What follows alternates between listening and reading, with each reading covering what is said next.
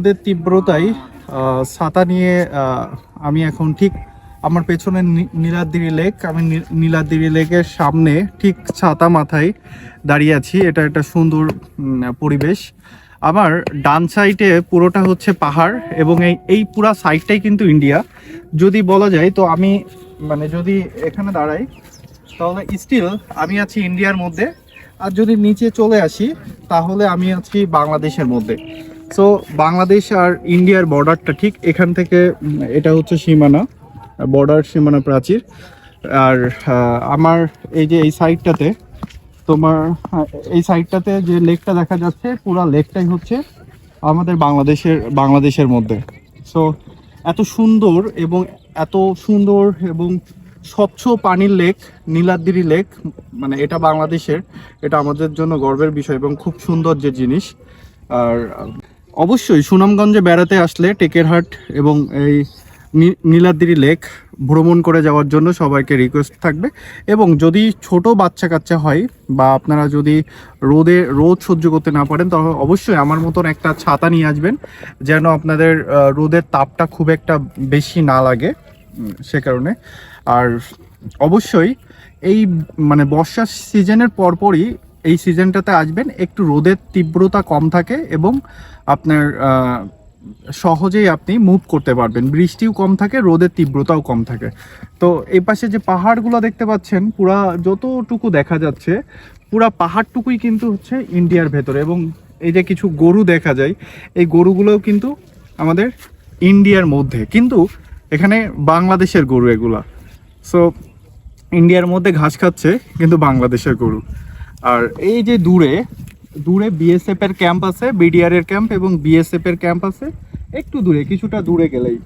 আর এপাশে অনেক শক্ত পোড়া মাটির পাথর আছে, অনেক শক্ত শক্ত বড় বড় পাথর আছে। আমি কতটুকু দেখাতে পারতেছি আমি জানি না। সো ওই সাইডে যেতে পারবো না, কারণ সামনে বিএসএফ এর ক্যাম্প এবং এই পাহাড়টুকুতে টপকায় আমি ওদিকে যেতে পারবো না, যে কারণে ওগুলো দেখাতে পারবো না। কিন্তু বিশাল বড় বড় কালো পাথর, বড় বড় পাথর জমা হয়ে আছে। সো এখন আমরা একটু নীলাদ্রি লেকটা ঘুরে দেখবো। Let's go. এই যে নীলাদ্রি লেক এত সুন্দর, মানে আউটস্ট্যান্ডিং। যদি আপনি সুন্দরভাবে জাস্ট আপনি ফিল দিতে পারেন, তো এর থেকে সুন্দর পরিবেশ বা সৌন্দর্য আর পাবেন না। সো একটু দেখাই আপনাদেরকে।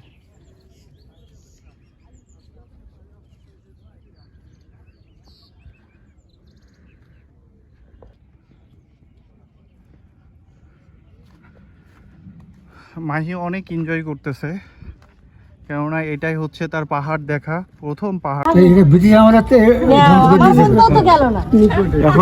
এখন যখন এই পাহাড় কাটা বন্ধ হয়ে গেছে আর নিচে থেকে টাইনার মেশিন মানে 200 ফুট নিচে থেকে বগি ইঞ্জিনের টাইন উঠতে, তারপর চেইন লাগাই পর্যন্ত টানতো, এই অবস্থা ছিল। এখন এই অবস্থা থেকে এটা এখন আর কোনো দুই দেশের সরকারের বন্ধ হওয়ার অবস্থায় আছে।